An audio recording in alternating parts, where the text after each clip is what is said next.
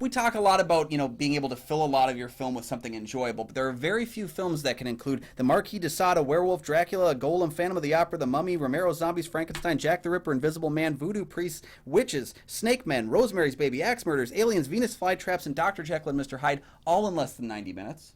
Yeah. And we get to have it here today.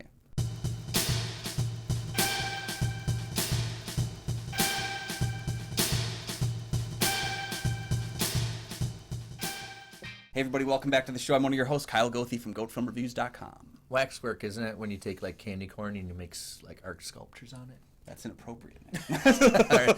I'm Nick from the St. Paul Filmcast. Thanks for finding us. Thanks for watching. And for our loyal fans, thank you for continuing to support the show. Hey, hit like, subscribe, tell your friends about the show. Those are little things you can do to help us out. Check the Patreon. We do have a Patreon. Check that out for some great deals and great content and the opportunity to what movies we can review in the future. And, of course, a shout-out to you as well. Both Kyle and I are members of the Minnesota Film Critics Alliance. Check out that webpage for critics reviews as well as ours. And today we're talking about another staple of great horror movies of 1988. It was a fantastic year for horror movies. Waxwork. College student Mark is invited along with his friends to the new local Waxwork, where they are, one by one, pulled into the various wax displays and imprisoned. Friend of the family, Sir Wilfred, informs Mark of an ancient ritual involving the displays and a plot to kill his friend Sarah. This is directed by? This is Anthony Hickox, who his dad was I think it was John Hickox, who made a number of like the 50s kind of B movies at the time. Something I just found out today about Anthony Hickox, though, was that his mother was notable editor Anne V. Coates. What? So he's practically royalty within the realm of filmmaking. He's probably making film in the womb. Yeah, you almost wonder why he didn't ask his mom to edit this film, but maybe she said no. Right, yeah. Anthony would go on to do like the Waxwork 2, which is actually a stellar film. If you like this kind of stuff, it's a stellar film. And also he would go on to direct Hellraiser 3, and I'm a big Hellraiser 3 apologist. I defend it. Obviously, you have to pop the needle and get off the track to what Hellraiser 1 and 2 did, and I think he did an interesting take of what the aesthetic of Hellraiser is. Yeah, it gets a bad rap for being kind of a generic slasher film, but the style is still there, and it's very much a different style, but it's really kind of cool too.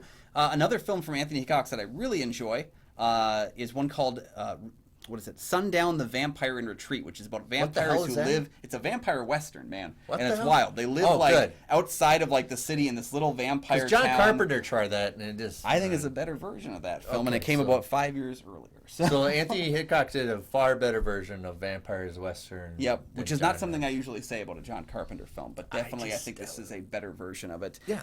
What you have here is Hickox arrived in town with not much money to his name and ended up almost running into a film producer, sharing his ideas, and ended up getting the opportunity to write a feature film, which kind of is the love story of all creatives. As we all hope to actually meet him on our car. Yeah, eventually I'm going to meet Keanu Reeves on a bus and pitch my story. Exactly, yeah. So Hickox basically went by himself to his home and spent 3 days writing the script, and bada bing, bada boom, we've got a first draft, and I don't know if he did any other rewrites, but he finished the film in 72 hours. Doesn't feel like it had a kind of, it's very greeny. Yeah, exactly. Well, I like to say doughy. Doughy kind of a script. I'm not really sure 100% as well. It sounds like the film was partially inspired by the 1924 German silent film called Waxwork, which is about a man who's basically writing about the various wax displays, and they're kind of coming alive while he's writing about them. It's not really a horror version of it in the same sense that this one is, but you can kind of see that element of it here too. Something that would later be used to I think, great critical and financial acclaim with the Night at the Museum films as well. Yeah, I can think those Night in the Museums as a springboard from these kind of stuff. A little more kid-friendly, because there's some things like, oh my God. Yeah, every time I watch this film, I kind of think in my head, like, this would be a really great horror film to, like, show, like, kind of the younger audiences. Then it goes, like, Hostel. Guy gets ripped in half. Right. And then Deborah Foreman gets, slashed with a couple of then it goes really like Eli Roth. Yeah. Right. We get I might have been wrong about that thought, but every time I start watching the film, I keep thinking to myself, this is kind of perfect for that age group. And then realizing maybe it would have just been perfect for my age group. There's a scene in this movie, I swear to God, Eli Roth lifted and put in Hostel 2. Or Hostel 1. You know what I see that. The guy in the slab. Right. And it's the joke that this hurts instead of that. Yeah. Yeah. Starring, okay, Zach Galligan, who's Zach. just at Crypticon in Plymouth. Shut up, he was. Yeah. He was? Real nice guy. Okay, I should have went. All right, this is kind of answers what the hell he's been doing for the last 4 years after Gremlins. Yeah, prior to Gremlins 2, one of the greatest films of all time, and following up Gremlins, like this is his. I'm a Gremlins 2 apologist too. See, we're gonna have to cover all of these again. I mean, we're just yeah. I mean, if you like Gremlins, you're gonna like Gremlins. Zach Galligan also is in Hellraiser 3. Where? Uncredited, he gets killed during the big bloody bath sequence. I tried to find a still frame of it. It's very quick. And I'm still not really sure it's him, but everyone online told me it was. So. Was he on the wrong movie set and he just went roll? Well, of course, his friend directed this film, and they made a movie together and just showed up for that. All right, writing out the cast, you got the classic, because any movie that has this guy is a great movie, David Warner. Yes, as Willy Wonka, it seems, from his getup when we first meet him. But he does it so perfect. I mean, you obviously need somebody like that to do this ridiculousness. Right, yeah. It's weird how very well... much like the butler from Fright Night kind of guy. What do you want? There's nothing bad going on, all right? Why do you want to look at this house? Yeah. Well, David Warner's skill, and I think this is a very good skill, is that he is able to elevate every film or project he is in, and I'm talking from The Prestige, from the Titanics, to Teenage Mutant Ninja Turtles: Secrets of the Ooze, where he plays the doctor creating the ooze that creates the turtle. Come on, he was in Scream 2, telling he was in Nev Scream Campbell 2 for knock it off. Yeah. a scene, and he elevates the whole material, Yeah. I just think every single film he's in, he finds a way to kind of uplift it. He's in a great Tales from the Crypt episode as well. Consistently great. I really like Tron because of how I forgot diabolical he is in Tron. Yeah, he's not one to lose his head, except in The Omen. But yeah, David Warner elevates everything he's in, and he's a talent I certainly miss. And you'll see John Rhys-Davies from Raiders and Lord of the Rings. He's in this. Yeah. This would have been right after this would have been right before The Last Crusade, so he was still getting work in those bigger budget films. This almost amounts to a cameo, but it's one of those smart elements where you've got Hickox using the younger generation, using the popular people like Zach Galligan, like Deborah Foreman, and then also adding in people like Patrick McNee and John Rhys-Davies and David Warner, and like giving kind of those classically trained actors too. It's a good melding of the old and the new, and kind of creating something unique out of it. So it's kind of a mixture. I'll get to my review a little bit later. So yeah, when you're Anthony Hickox, you're going to try to throw every kind of horror that you can think of into this. Yeah. Yeah. I still find it very funny that they try to play up that all 18 of these various wax displays are based on real events. Because they're like, they made a movie about the Phantom of the Opera, and it's like, okay. But then you put the music in there. Spoiler: some of the music is very familiar. Well, it was a smart choice during like the Mummy sequence to use Swan Lake, because for people that don't know, Swan Lake was basically used as the theme music for both 1931's Dracula and 1931's The Mummy. And so being able to utilize what's probably public domain to an extent. There's a lot of there's a lot of close to the Phantom of the music, and then we change the key. Yep, or how the werewolf is not exactly the wolf man, but he's just a werewolf. The zombies are not, Romero zombies, but they are in black and white and in a graveyard. So there's that kind of skirting around the idea. There was 3 ideas that they couldn't use because of rights. They tried to get a Jason one, which seeing that in a world where Jason is real would have been fun. Right, this is right around we do Jason Takes Manhattan, which is kind of... Right. You also they were going to try and do the evil kids from Village of the Damned, as well as doing The Thing. And they just never got around to it with the rights and the cost of doing that kind of stuff. What's ironic is that Kane Hodder did some of the stunts for the film and actually plays Frankenstein's monster. Well, you finally did get Jason. Yeah, so they got Jason. They just couldn't put the makeup on him. You finally got him, but you're right. Yeah, skirted it. Yeah. Well, it's a great opportunity. If you have anything more to add, we can talk about a review of something that's kind of missed on below the radar. But if you're a horror fan, it's something you probably are familiar with. It's Waxwork. So I'm going to try this. It's going to sound crude and crass, but I'm American, so I can do it. It seems like you're throwing a lot of things literally against the wall and see if it sticks. Yeah. Well, like I said, 18 different monsters in a film that runs for just under 90 minutes means each one only gets about 5 minutes of screen time at most. So what's interesting about it is you've thrown everything at the film.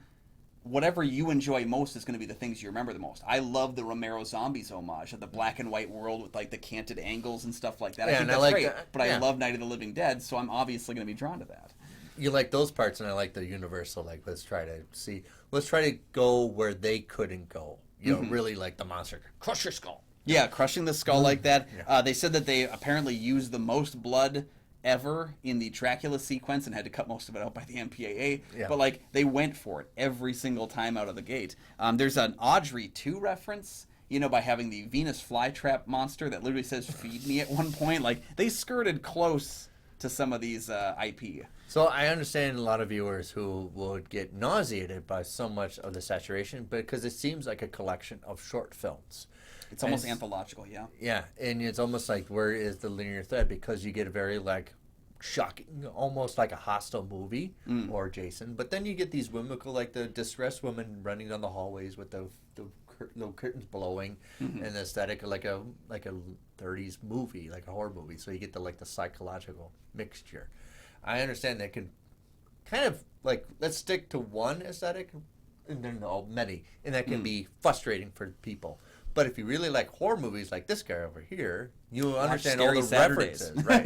If you like those like scary movie Saturdays and stuff like that, yeah, it's a nice amalgam of homage, but also just kind of, it's almost like, I likened it to Super Smash Brothers for horror films. You know, in that one you had all the Nintendo characters and you make them fight. This film you get a giant fight sequence between, you know, the creature, the Venus flytrap creature and a snake person. Like, you get to have all these wonderful moments. My favorite person in that final battle scene is the guy with the can of gas, and he's pouring it and then lighting people, and pouring it and lighting people. Yes. It's definitely a goofball movie, and it's one that I didn't fully appreciate when I saw it the first time. But I've really grown to have fun with its goofiness, its cheesiness, its ambition. So I would tie it's very familiar to Monster Squad.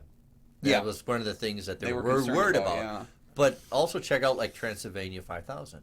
That came out in like 1983. Or even Dead Heat, which would have been about this time as well. When I watched it, I go, this is very familiar to like Transylvania with Ed Begley and Jeff Goldblum. Yeah. The more films I've watched from 1988, especially in the horror realm, you can see a specific kind of, we've hit an impasse where we are going as big and gaudy as we can, and to hell with the rest. Before we wrap up the decade, right? Yep. I can see it's the final plate at a buffet where we're just loading it up because we know we can take it home. You know? Right. It's interesting that they didn't think it was. And then actually, I think the success of this movie is the rental. Yep. I think that's what it is. That was the case with a lot of Vestron Video. Vestron, who of course produced the film, and they produced a lot. They have a great home video line. If you ever enjoyed any of the films from Vestron, they have Sundown on there. They have both the Waxwork films. Really, really great compilation of films. But that's how their kind of film business was in that time period. Was, we're going to make these movies, try to keep the budgets in check. They were kind of like Blumhouse for the time. Keep the budgets in check so that we can turn a profit no matter what. And also embrace the video market. These things were always on video, and they always had a nice selection of them as well. I think what's really captivating for me is the set designs are really hitting it really well. You have like even like where the autopsies are going on. It's white on white, but then you have these very gothic mansion pieces. You have the set for the mummies.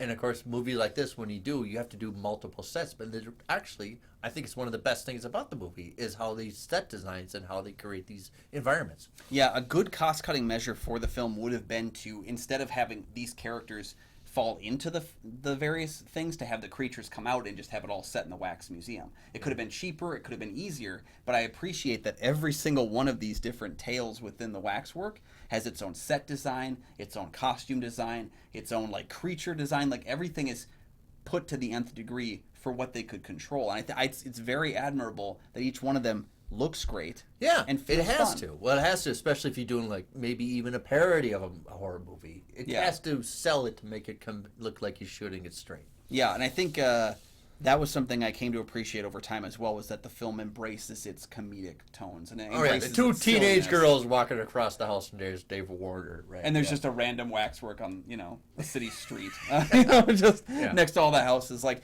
the film is embracing it. It's having fun with the idea. Originally, when I saw the film, I had heard that it was just a great horror film. I did not know that it was a horror comedy. Right. And so I didn't really kind of clue into those comedic elements until a second viewing. We would definitely put it in the horror category. Mm-hmm. It's just it's a little more like the Hostel. Movies like very much like Hostel.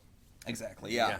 I think Galligan and Foreman have a lot of fun chemistry together. I believe their characters. I believe who they are. Galligan gets to play a little against type. He's not the goody-goody two-shoes that he was in Gremlins. He's No, a but little the hell, bit he more gets a burnt. sword fight. Yeah, but he gets to do these elements. He gets to have fun with it, which I think is a admirable thing. And the reason why Deborah Foreman's not in the sequel, by the way, is because she was actually dating Anthony Hickox. They had a messy breakup, and she declined to return for that follow-up. Oh, my gosh. Okay. So if you're wondering where her character went, Don't ask him. yeah. Yeah, overall, you have to understand what you're getting into. Mm-hmm. Yeah, it's definitely a horror than comedy, Yeah. I would say. And then you're going to say there's a lot of throwing everything out there. Yep, I think what works in the film is stronger than what doesn't, but just barely. There's some real missteps here and there. I like Zach Galligan. I like Deborah Foreman. I haven't mentioned Dana Ashbrook yet, who would go on to be in Twin Peaks, and he was also kind of just this underground great horror actor who would appear in things like Sundown or like Return of the Living Dead Part 2, and then, of course, his role in Twin Peaks. Dana Ashbrook I really like in this film, and I got to talk with him at Crypticon a couple years ago about this film. And it was really kind of fun to hear his remembrance of it, because he wasn't a big role either. There's a lot of things I like about the film. There's definitely a messiness to it. Right. Without a doubt. Especially David Warner at the end. Yeah. Yeah, there's a messiness to that, too. Yeah, so slight recommendation from me, but definitely a film that I think gets better the more you watch it, and a great movie to get your friends some beers and some chicken wings and enjoy, because I do think it's a good party horror film. Exactly. It's one of those that's, participation needs to be. It has to be a collective group kind of a thing. Yep. That you can all like, oh my God, that's stupid. Oh my God, that's gross. Oh my God, that's funny. Mm-hmm. Kind of like that, right? Yeah, so definitely not my favorite Anthony Hickox film, but like he's had some real bangers too, so. I'm always a Hellraiser 3 apologist. It's just such a good movie. Right, yeah, especially when that's statue. What do you think of our comments? Yeah, let us know your thoughts on Waxwork. Do you prefer the sequel? Do you prefer another Anthony Hickox film? I do kind of prefer the I sequel. gotta check out the sequel, man. Yeah. Let us know your thoughts down below, and while you're down there, like and subscribe. Help us get to 500 subscribers. We're Yeah. continuing to grow Heck the yeah. channel, and we can do more for you. Once we get more subscribers, more likes, they help generate a lot more for us on the channel. So we do appreciate it. Thank you guys for joining us. You can find all of my film reviews, including some of Anthony Hickox's films, over on goatfilmreviews.com.